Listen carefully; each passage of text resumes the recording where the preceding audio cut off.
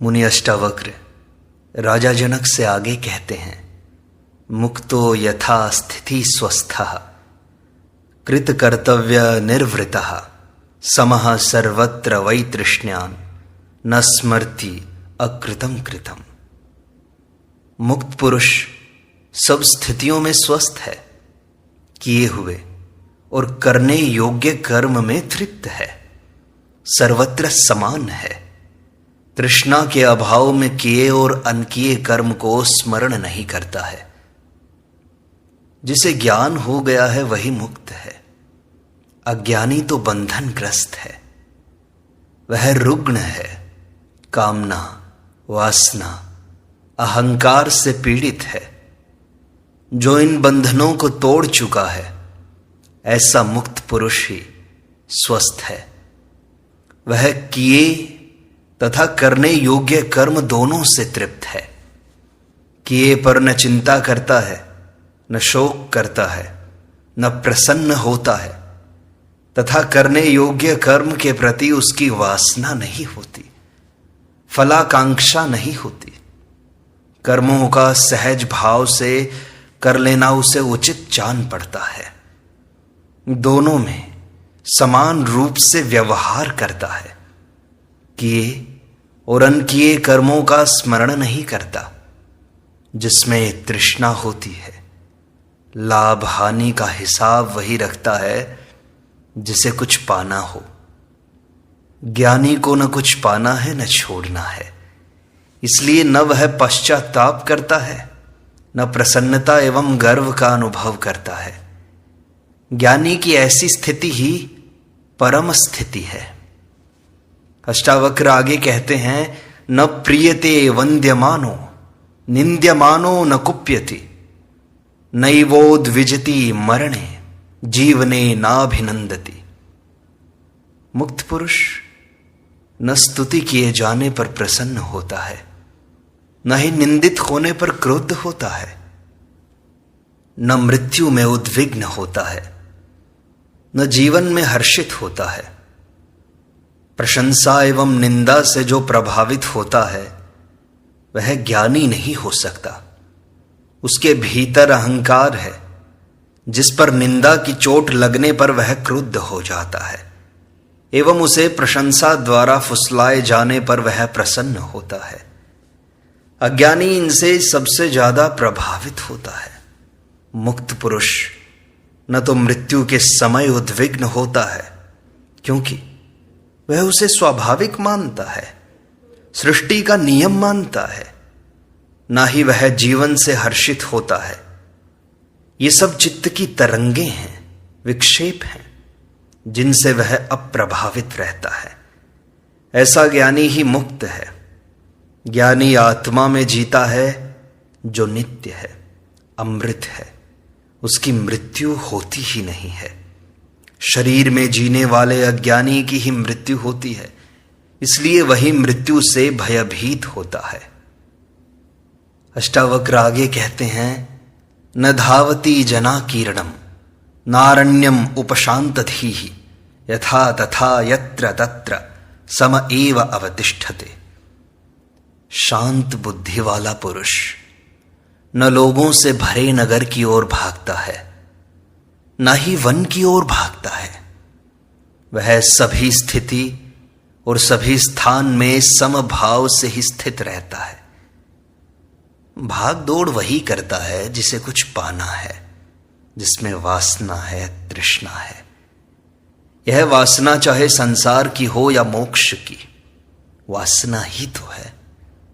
जिस ज्ञानी से उस परम तत्व को जानने का लाभ लिया है, जिसे आत्मानुभव हो गया, जिसे परम मिल गया, जो मुक्त हो गया, उसकी सारी भाग दौड़ समाप्त हो जाती है। उसकी सारी इच्छाएं, आकांक्षाएं समाप्त हो जाती हैं। उसे सृष्टि में एकत्व का अनुभव हो जाता है, जिससे उसमें समभाव पैदा हो जाता है। ऐसा ज्ञानी शांत बुद्धि वाला हो जाता है। वह सभी स्थानों पर तथा सभी स्थितियों में समान भाव से अवस्थित रहता है, चाहे वह नगर हो या वन, भीड़ भाड़ वाला स्थान हो या सुनसान स्थान, महल में रहे या झोपड़ी में, कोई अंतर नहीं आता। अज्ञानी चुनाव करता है कि ऐसे स्थान पर ही रहूंगा, ऐसा ही खाना खाऊंगा, भिक्षा मांगकर ही खाऊंगा, ऐसे वस्त्र ही पहनूंगा या नग्न ही रहूंगा इत्यादि। किंतु ज्ञानी चुनाव रहित हो जाता है, जो है उसी में राजी है, वह उपकरण मात्र हो जाता है। यही जीवन मुक्त की परम स्थिति है। यहां अष्टावक्र गीता का शांति शतक नाम का 18 प्रकरण 18वां प्रकरण समाप्त होता है। 19वां प्रकरण प्रारंभ करते हैं। अष्टावक्र कहते हैं, तत्व विज्ञान संदंशम आदाय हृदयोदारत नानाविध परामर्श शल्योद्धार कृतो मया। राजा जनक आत्मज्ञान से संतुष्ट होकर अपनी अभिव्यक्ति देते हैं। मैंने आपके तत्व ज्ञान रूपी संसी को लेकर हृदय और उदर से अनेक प्रकार के विचार रूपी बाण को निकाल दिया है। अष्टावक्र के तत्वबोध के उपदेश को केवल श्रवण करके राजा जनक आत्मज्ञान को उपलब्ध हो गए। उनकी पृष्ठभूमि पहले ही तैयार थी, अंतःकरण शुद्ध था। इसलिए अष्टावक्र के उपदेश पर उन्होंने एक भी शंका नहीं उठाई, न अर्जुन के जैसे तर्क दिए, न ही अश्रद्धा प्रकट की। उस उपदेश को सीधा ही पूर्ण श्रद्धा से पी गए, जिससे अमृतत्व को उपलब्ध हो गए। उपदेश क्या था? संजीवनी थी, किंतु इसका लाभ श्रद्धावान को ही मिलता है। गीता में कहा है, श्रद्धावान लभते ज्ञानम। ज्ञान का फल तो श्रद्धावान को ही मिलता है। जनक आत्मकृत हो गए। उन्होंने अपनी अभिव्यक्ति दी, जिसे अष्टावक्र ध्यान से सुनते रहे। किंतु परीक्षा आवश्यक होने पर उन्होंने अनेक प्रश्न करके जनक की परीक्षा भी ली, जिसमें वे खरे उतरे। अष्टावक्र को विश्वास हो गया कि जनक को जो हुआ वह ठीक हुआ है, कोई भ्रांति नहीं है। अतः अष्टावक्र ने 18वें प्रकरण में आत्मज्ञान के रूप में शांति का उपदेश दिया। यह उपदेश वैसा ही है जैसे गुरु विधिवत शिक्षा देकर शिष्य के परीक्षा में उत्तीर्ण हो जाने पर उसे दीक्षांत भाषण देकर अपने विद्यालय से विदाई देता है, तथा संसार में रहकर उसे कर्म करने का उपदेश देता है। आत्मज्ञान पर विधिवत दिए गए उपदेश से जनक कृतकृत्य हो गए। यह अष्टावक्र गीता जनक अष्टावक्र संवाद के रूप में अध्यात्म का सर्वोत्कृष्ट ग्रंथ है, जिसकी तुलना किसी से नहीं की जा सकती।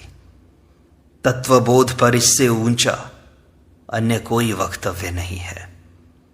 तत्वज्ञान के बाद अष्टावक्र राजा जनक को विदा कर रहे हैं। दीक्षांत भाषण समाप्त हो गया।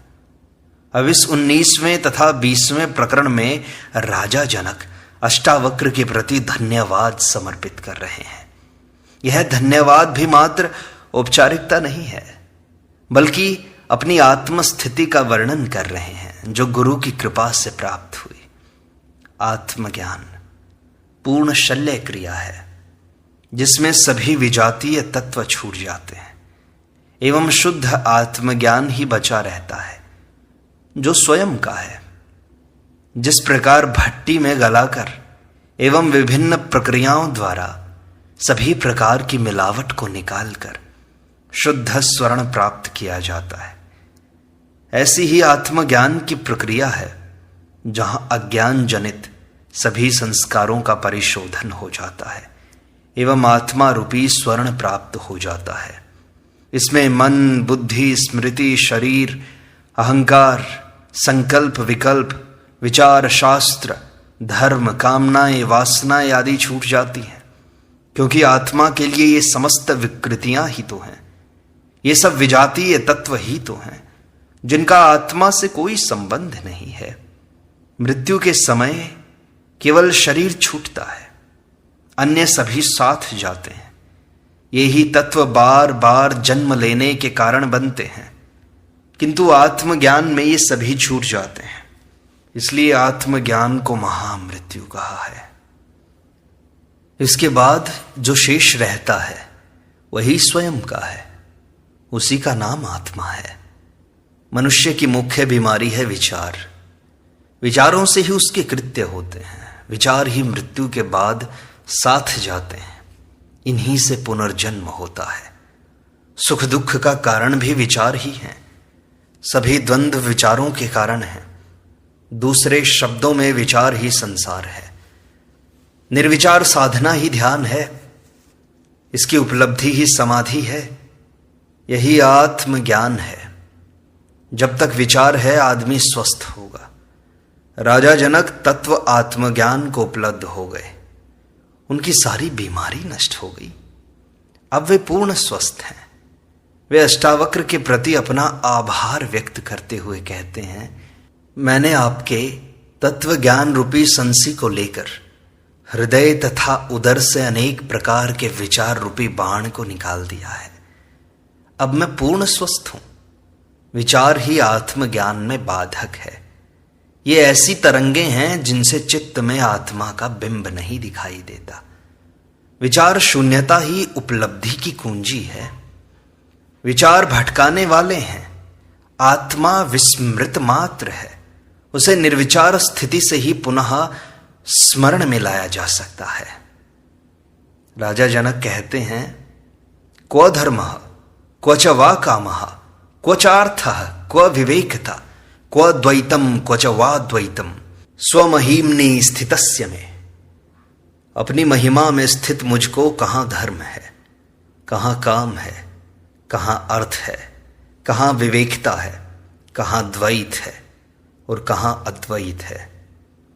आत्मा हमारा स्वभाव है, वही सत्य है, आनंद है। उसे प्राप्त कर लेना ही सबसे बड़ी महिमा है। आत्मज्ञानी ही महामहिम है। अन्य सब महिमाएं झूठी हैं। दूसरों द्वारा दी गई महिमा झूठी है, धोखा है। दूसरा जो देता है वह उसे छीन भी सकता है। दूसरों ने महिमा दी तो तुम फुग्गे की तरह फूल जाते हो, अपने को महामहिम समझने लगे, किंतु उसकी चाबी दूसरे के पास है। वह जब चाहे तब तुम्हारी हवा निकाल दे, तुम्हारी महिमा छीन ले तो तुम पिचक जाओगे। अपने पूर्व स्वरूप से भी बदतर स्वरूप हो जाएगा तुम्हारा। जो जमीन जायदाद, धन संपत्ति, मित्र हितैषी, बंधु बांधव, पद प्रतिष्ठा आदि में अपनी महिमा समझता है, वो तो दूसरों द्वारा दी गई है। उसे वे जब चाहे छीन सकते हैं। आज लोगों ने तुम्हें वोट देकर राजा बना दिया, प्रधानमंत्री, राष्ट्रपति बना दिया, तो उन्होंने तुम्हें प्रतिष्ठा दी। उन्होंने अपनी स्वार्थ सिद्धि में कसर पड़ी तो वे ही तुम्हें पुनः नीचे ला पटकेंगे, धूल भी चटा देंगे, क्योंकि चाबी उनके पास है। तुम मालिक नहीं, गुलाम हो गए उनके। वे बंदर की भांति तुम्हें नचा रहे हैं, तुम नाच रहे हो। इसी को तुम महिमा कहते हो। किंतु जनक कहते हैं कि मैं तो अपनी महिमा में ही स्थित हो गया हूं। आत्मा ही मेरी महिमा है। इसमें स्थित हो जाने से मैं महामहिम हूं। मेरी इस महिमा को कोई छीन नहीं सकता। यह मेरी निजी है जो स्वयं मैंने प्राप्त की है। यही सत्य और शाश्वत है जो सदा मेरी है। अन्य कोई भी मेरा नहीं है, क्योंकि वह अलग हो सकता है। आत्मा कभी अलग ना हो पाएगी। इससे बढ़कर अन्य कोई महिमा नहीं है। जिसमें स्वयं की महिमा नहीं है, वे ही दूसरों द्वारा महिमा चाहते हैं। किंतु जिसने निज की महिमा प्राप्त कर ली वही श्रेष्ठ है। इस निज की महिमा को प्राप्त करने के लिए विभिन्न साधनों का प्रयोग किया जाता है। धर्म, अर्थ, काम, विवेकता आदि भी साधन हैं। इसी प्रकार ध्यान, धारणा, समाधि, जप, पूजा, श्रवण, निदिध्यासन, शास्त्र, गुरु, सत्संग इत्यादि सभी साधन मात्र हैं। किंतु उपलब्धि के बाद इनका कोई उपयोग नहीं है। आत्मज्ञान के बाद भी इन्हें ढोते रहना मूढ़ता ही तो है। बाद में ये साधन भी बंधन बन जाते हैं। शास्त्रों में कहा है, उत्तीर्णे तु गते पारे नौकायाः किं प्रयोजनम। जब मनुष्य नदी के पार उतर जाता है तो फिर नौका का प्रयोजन क्या रह जाता है? वह तो व्यर्थ हो गई। उसे छोड़ देना ही तो बुद्धिमत्ता है। इसी प्रकार आत्मज्ञान के अभाव से ही द्वैत की प्रतीति होती है। किंतु आत्मज्ञानी जान लेता है कि द्वैत तो भ्रम मात्र है, अज्ञान है। वास्तव में यह सभी उस एक आत्मा का ही विस्तार है। यही अद्वैत है जिसे आत्मज्ञानी जान लेता है। इसलिए उसका द्वैत भाव समाप्त हो जाता है। अद्वैत भी द्वैत सापेक्ष है। जब द्वैत है ही नहीं तो अद्वैत कहना भी व्यर्थ हो जाता है। इसलिए जनक कहते हैं कि न मुझ में द्वैत है न अद्वैत, मैं तो केवल आत्म स्वरूप हूं। जनक की यह बड़ी अनूठी अभिव्यक्ति है। आत्मज्ञानी ही ऐसी अभिव्यक्ति दे पाएगा। इस सूत्र में जनक कहते हैं, मैं अपनी महिमा में स्थित हो गया हूं, इसलिए धर्म भी व्यर्थ हो गया। उपलब्ध होने पर धर्म की भी जरूरत नहीं है। धर्म भी उपलब्ध होने का साधन मात्र ही तो है। सभी धर्मों में उपलब्धि की विधियां दी गई हैं। आचरण, कर्मकांड, योग, भक्ति, पूजा पाठ सभी विधियां मात्र हैं। इनकी उपयोगिता ज्ञानी के लिए है, ज्ञानी के लिए ये सभी व्यर्थ हो जाती हैं। धर्म का अर्थ किसी संगठन, संप्रदाय, मजहब आदि से नहीं है, बल्कि जो विधि आत्मज्ञान की ओर ले जाती है वही धर्म है। इसलिए वह साधन भी है। राजा जनक अष्टावक्र से कहते हैं, क्व भूतम भविष्यद् था वर्तमान अपि क्व वा क्व देशः क्व च वा नित्यम स्वमहिम्नि स्थितस्य में। नित्य अपनी महिमा में स्थित हुए मुझको कहाँ भूत है, कहाँ भविष्य है, अथवा कहाँ वर्तमान है या देश भी कहाँ है। स्थान और समय का बंधन अज्ञानी को ही होता है। आत्मज्ञानी इसकी परिधि से बाहर हो जाता है। आत्मा नित्य है, शाश्वत है, अजन्मा है, निराकार है, निर्लिप्त है। अतः उसके लिए भूत, भविष्य और वर्तमान है ही नहीं। वह सर्वत्र व्याप्त है। वह पहले भी थी, आज भी है, आगे भी रहेगी। उसका विनाश होता ही नहीं। सृष्टि नष्ट हो जाए तो भी रहेगी। सृष्टि नहीं थी तब भी थी। इसलिए जिस ज्ञानी ने आत्मा को जान लिया उसने ब्रह्म को जान लिया। वह ब्रह्मवत हो गया। जनक यही कह रहे हैं कि मैं आत्मवत हो गया। इसलिए आत्मा की महिमा ही मेरी महिमा है। जनक कहते हैं, क्व आत्मा क्व च वा अनात्मा क्व शुभम क्व वा शुभम तथा क्व चिंता क्व वा चिंता स्वमहिम्नि स्थितस्य में। अपनी महिमा में स्थित हुए मुझको कहाँ आत्मा है और कहाँ अनात्मा, कहाँ शुभ है, कहाँ अशुभ, कहाँ चिंता है अथवा कहाँ अचिंता है। आत्मा, परमात्मा, ईश्वर, ब्रह्म आदि नाम देने से ही अनेक भ्रांतियां पैदा हो गई हैं। जैसे ये कोई पदार्थ है, कोई तत्व है जिसे देखा जा सकता है, जाना जा सकता है, पाया जा सकता है। किंतु जो ध्यान की गहराई में गए हैं उन्होंने ऐसा कुछ जाना नहीं, न देखा, न पाया, किंतु अभिव्यक्ति के लिए उन्होंने नाम दे दिए, जिससे भ्रांति हो गई, सत्य लुप्त हो गया। लाओ त्से ने इसलिए कहा कि सत्य को कहा नहीं जा सकता, तथा जो कहा जा सकता है वह सत्य नहीं है। सत्य को अभिव्यक्ति नहीं दी जा सकती। शब्दों में उतारते ही वह असत्य हो जाता है। इसीलिए ज्ञानी मौन हो जाते हैं। ध्यान अथवा समाधि में आत्मा के दर्शन नहीं होते, न ही उसका साक्षात्कार होता है। उस स्थिति में जो कुछ अनुभव होता है उससे आत्मा का अनुमान लगाया जाता है, इन्फर किया जाता है कि यह आत्मा है। जैसे धुओं को देखकर आग का अनुमान लगाया जाता है, किंतु आत्मा कैसी है यह कहना कठिन है। इसलिए ज्ञानियों की अभिव्यक्तियों में भी भिन्नता पाई जाती है। जो भी आत्मा के बारे में कहा गया है वह पूर्ण सत्य नहीं है।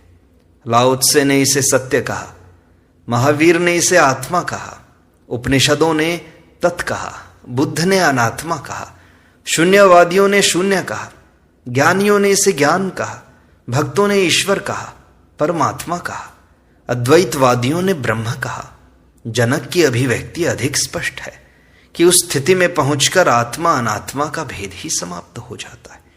वहां पहुंचकर केवल आनंद का बोध होता है, व्यक्ति शांत हो जाता है एवं ऐसी प्रतीति होती है जिसका वर्णन नहीं किया जा सकता। वहां पहुंचकर शुभ अशुभ, चिंता अचिंता का ख्याल ही नहीं रहता है, केवल चैतन्य शेष रहता है। यही चरम स्थिति है जहां पहुंचकर ज्ञानी पूर्णता का अनुभव करता है। यही उसकी महिमा है, अन्य कोई महिमा नहीं। ऐसा ज्ञानी ही महिमामय है। इस प्रकार अष्टावक्र गीता की सरल व्याख्या का यह भाग यहीं संपूर्णता को प्राप्त होता है। शेष अगले अंक में।